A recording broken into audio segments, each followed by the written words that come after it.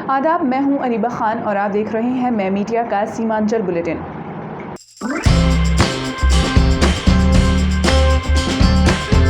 अंतर्राष्ट्रीय सीमा नेपाल व पश्चिम बंगाल की सीमा से लगने वाले बिहार के सीमावर्ती जिला किशनगंज में फर्जी आईडी के आधार पर सिम कार्ड जारी करने का पर्दाफाश पटना एसटीएफ ने किया है।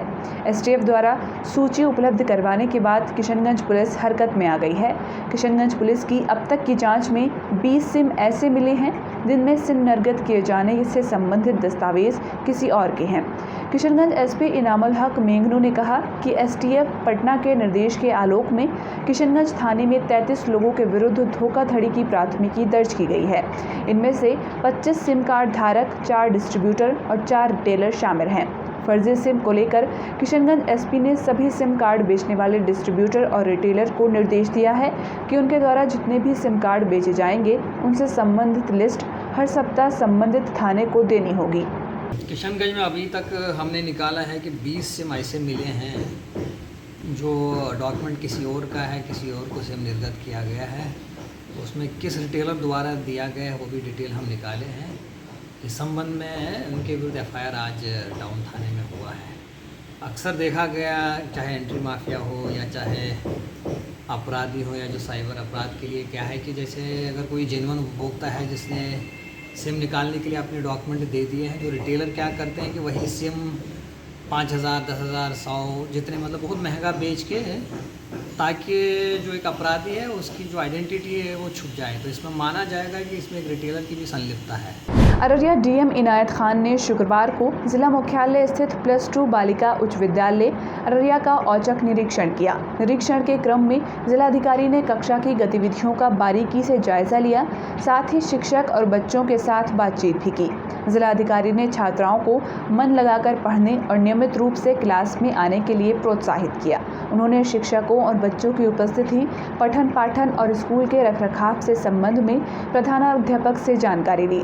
डीएम ने मौके पर उपस्थित प्रधानाध्यापक को विद्यालय में शिक्षकों की नियमित उपस्थिति, गुणवत्तापूर्ण पठन पाठन और साफ सफाई को लेकर कई आवश्यक दिशा निर्देश दिए। हम लोगों ने मेरे जो भी कल्पलब्धि हुई है इस जिले में अब तक, मुझे ऐसा लगता है यहाँ शिक्षा के क्षेत्र में काफ़ी सुधार अपेक्षित है। उसी क्रम में आज हम लोग बालिका विद्यालय आए थे। यहाँ पर क्लासेस चल रही थी, बच्चियों से भी मैंने बात की और इसी तरीके से हम लोग रेगुलर विजिट करते रहेंगे और उनका उत्साहवर्धन भी करेंगे और जहाँ पर प्रशासनिक समन्वय की आवश्यकता होगी वो भी निरंतर दिया जाएगा। धन्यवाद। शुक्रवार को अररिया जिला डीएम इनायत खान ने समाहरणालय परिसर स्थित अपने कार्यालय कक्ष में जनता दरबार का आयोजन किया। डीएम ने जनता दरबार में विभिन्न प्रखंडों से कई फरियादी अपनी अपनी समस्याओं को लेकर पहुंचे। इस मौके पर डीएम ने कुल 41 फरियादियों की समस्याओं को सुनी। उन्होंने समस्याओं को गंभीरता से सुना और संबंधित पदाधिकारियों को इसके निष्पादन के लिए आवश्यक निर्देश दिए। जनता दरबार में अधिकांश मामले दाखिल खारिज, बास गीत पर्चा, भूमि नापी, आंगनबाड़ी सेविका चयन में अनियमितता, दुर्घटना, पारिवारिक लाभ, कोरोना से मृत्यु का मुआवजा और जन वितरण प्रणाली से संबंधित थे। अररिया में कथित तौर पर दहेज की मांग को लेकर ससुराल वालों ने विवाहित और उसकी मां के साथ मारपीट की, जिसमें इलाज के दौरान मां की मौत हो गई। मामला अररिया जिले की बोची पंचायत अंतर्गत समदा गांव का है। गुरुवार की शाम दहेज की मांग पूरी नहीं होने पर ससुराल वालों ने विवाहित और उनकी मां के साथ मारपीट की, जिसके बाद परिजनों द्वारा दोनों को इलाज के लिए सदर अस्पताल अररिया में भर्ती कराया गया। अस्पताल में ही इलाज के दौरान शुक्रवार को मां की मौत हो गई। मृतक का नाम वसीना खातून बताया जा रहा है। वे अररिया के बोलची पंचायत अंतर्गत समदा वार्ड संख्या 5 की रहने वाली थीं।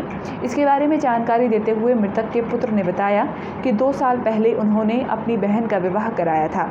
उस समय दहेज के रूप में बाइक और अन्य सामान भी दिया गया था, लेकिन शादी के बाद से ही लड़का और उसके परिवार वालों द्वारा दहेज की मांग को लेकर विवाहिता को प्रताड़ित किया जा रहा था। गुरुवार की देर शाम आई आंधी तूफान से कटिहार प्रखंड की सिरनिया पूरब पंचायत के लगभग 200 घरों को भारी नुकसान हुआ है। कुछ लोगों के घर पूरी तरह क्षतिग्रस्त हो गए तो कुछ के छप्पर उड़ गए। बिजली के पोल भी टूटकर गिर गए हैं और कई विशाल पेड़ भी गिर पड़े हैं।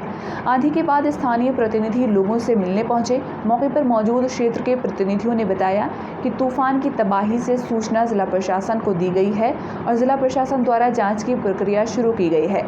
पंचायत में कई जगहों पर वार्ड सदस्यों के माध्यम से कैंप लगाकर क्षतिपूर्ति की प्रक्रिया शुरू हुई है। अररिया जिले के फॉरबिसगंज थाना पुलिस ने विशेष सूचना पर NH 57 4 लेन से गाड़ियों में तस्करी कर ले जाई जा रही नशीली और प्रतिबंधित दवा जब्त की। नशीली दवा की कीमत 15 से 20 लाख रुपए बताई जा रही है। जब्त की गई गाड़ियां पूर्णिया नंबर की हैं।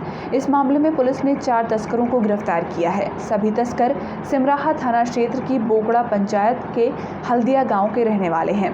पुलिसिया कार्रवाई के दौरान कुछ लोग भागने में कामयाब रहे। फॉरबिसगंज SDPO रामपुकार सिंह ने बताया कि जब्त गाड़ियों का सत्यापन कराया जा रहा है और गिरफ्तार लोगों से पूछताछ की जा रही है। मामले को लेकर उन्होंने अररिया SP अशोक कुमार सिंह द्वारा जांच के लिए विशेष टीम गठित करने की बात कही। पूर्णिया परिवार परामर्श केंद्र में पारिवारिक विवाद को सुलझाने के लिए पति पत्नी के साथ साथ दोनों के परिवार के लोग समढ़ाल्य स्थित परामर्श केंद्र पहुंचे। परामर्श केंद्र की टीम ने मामले का निपटारा कर ही रही थी कि अचानक दोनों परिवारों की महिलाओं के बीच जमकर बहस शुरू हो गई, जो मारपीट में बदल गई। देखते ही देखते समढ़ाल्य परिसर रण क्षेत्र में बदल गया। इस बीच केंद्र के सदस्य ने भीड़ नियंत्रित करने का प्रयास किया, लेकिन ये हाई वोल्टेज का ड्रामा DM कार्यालय के गेट तक जा पहुंचा। इधर मां से बच्चे को छीनकर पति पक्ष के लोग समढ़ाल्य से भाग निकले।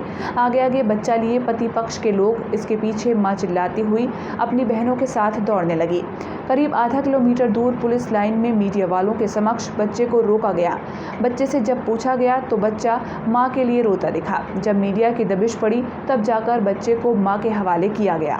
किशनगंज सांसद डॉक्टर मोहम्मद जावेद आज़ाद ने केंद्रीय शिक्षा मंत्रालय के अवर सचिव प्रवीण सक्सेना से मिलकर AMU किशनगंज शाखा के लिए फंड और शाखा के UGC द्वारा स्वीकृति शैक्षणिक और गैर शैक्षणिक पदों की बहाली यथाशीघ्र संपन्न करने का आग्रह किया, जिसे अवर सचिव ने गंभीरता से लिया और आवश्यक कार्रवाई का आश्वासन दिया। अररिया के कुर्साकांटा प्रखंड क्षेत्र के सोनामणि गोदाम पुलिस ने नेपाल की ओर से आ रहे एक युवक को संदेह के आधार पर रोककर तलाशी ली, तो युवक के पास से भारी मात्रा में नेपाली शराब बरामद हुई। जिसके बाद पुलिस ने उक्त युवक को गिरफ्तार कर लिया। गिरफ्तार युवक की पहचान कुर्साकांटा प्रखंड क्षेत्र के चंदा मोहन निवासी अब्दुल समद के रूप में हुई है। उत्तर दिनाजपुर जिले के इस्लामपुर थाना क्षेत्र के धनतला में तृणमूल नेता जावेद अख्तर के नेतृत्व में विभिन्न राजनीतिक दलों के लगभग 200 कार्यकर्ता तृणमूल कांग्रेस में शामिल हुए।